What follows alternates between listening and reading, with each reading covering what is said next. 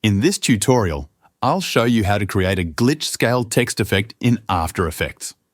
Follow along step by step to create this dynamic effect.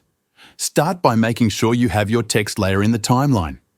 Go to the Effects and Presets panel and search for Turbulent Displace. Drag and drop it onto your text layer.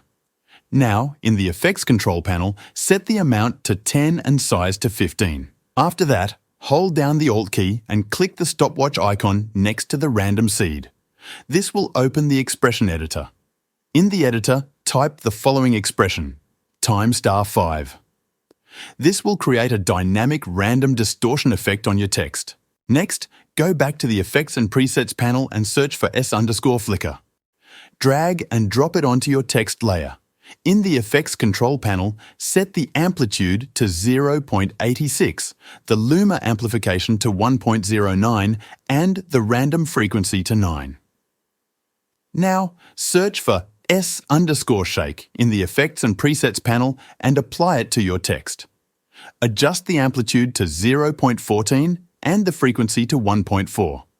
Make sure to enable the motion blur option for a smoother effect. To add a glitch scale effect, take portions of your text layer and chop them into small segments of different lengths.